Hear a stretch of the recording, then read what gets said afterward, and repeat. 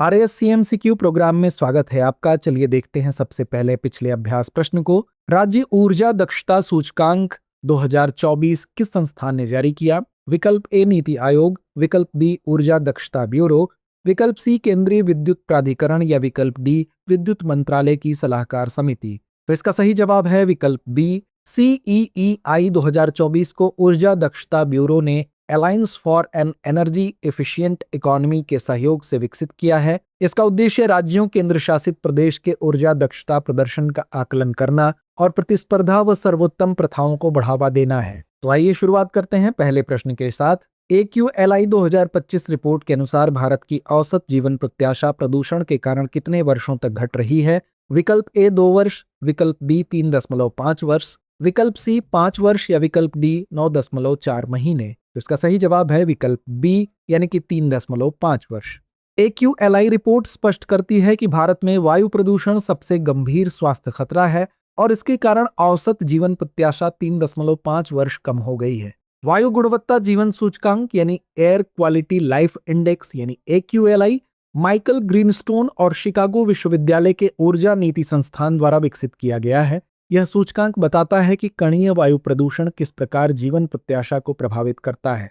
Report बताती है कि वायु प्रदूषण से होने वाला नुकसान बचपन और मातृ कुपोषण की तुलना में लगभग 2 गुना और असुरक्षित जल स्वच्छता, हाथ धोने की व्यवस्था से होने वाले नुकसान से 5 गुना अधिक है। हाल ही में ऑपरेशन स्वर्ण किस नदी को भूमि हड़पने वालों से बचाने और पुनर्जीवित करने के लिए शुरू किया गया है? विकल्प ए पेरियार नदी, विकल्प बी स्वर्णमुखी नदी, विकल्प सी कृष्णा नदी या विकल्प डी गोदावरी नदी। तो इसका सही जवाब है विकल्प बी स्वर्णमुखी नदी। तिरुपति शहरी विकास प्राधिकरण ने हाल ही में ऑपरेशन स्वर्ण की घोषणा की है। इसका उद्देश्य स्वर्णमुखी नदी को भूमि हड़पने वालों से बचाना, उसके प्रवाह क्षेत्र को पुनर्जीवित करना और नदी को पुनर्स्थापित करना है। रिपोर्ट के अनुसार स्वर्णमुखी बेसिन में औसत वार्षिक वर्षा पूर्व में 1270 मिलीमीटर और पश्चिम में 762 मिलीमीटर होती है।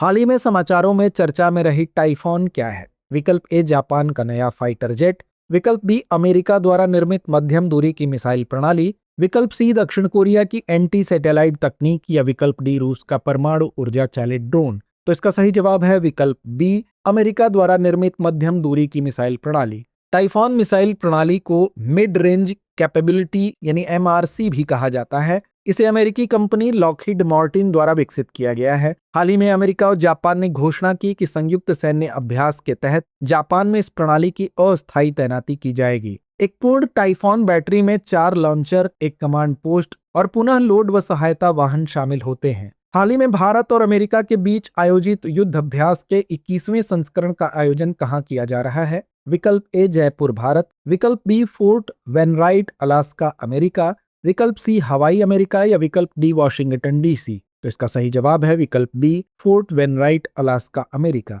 युद्ध अभ्यास भारत और अमेरिका के बीच आयोजित होने वाला एक संयुक्त सैन्य अभ्यास है। 21वां संस्करण फोर्ट वेनराइट अलास्का अमेरिका में हो रहा है। इसमें भारतीय सेना की मद्रास रेजिमेंट की एक बटालियन भाग ले रही है।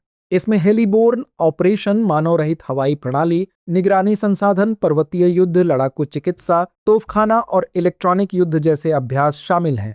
यह अभ्यास संयुक्त राष्ट्र शांति अभियानों की तैयारी और बहुडोमेन युद्ध क्षमताओं को मजबूत करने के उद्देश्य से किया जा रहा है। तो आइए अंत में नोट करते हैं आज का अभ्यास प्रश्न। हाल ही में प्रस्तावित प्रत्युष मिशन किस उद्देश्य से डिजाइन किया गया है? विकल्प ए सौरमंडल के क्षुद्र ग्रहों की खोज के लिए, विकल्प बी ब्रह्मांडीय भोर और पुनर्आयनीकरण काल का अध्ययन करने के लिए, विकल्प सी मंगल ग्रह पर जीवन की खोज के लिए या विकल्प डी सौर गतिविधियों और सौर तूफानों की निगरानी के लिए। तो इस प्रश्न का जवाब कमेंट बॉक्स में देना ना भूलें। धन्यवाद।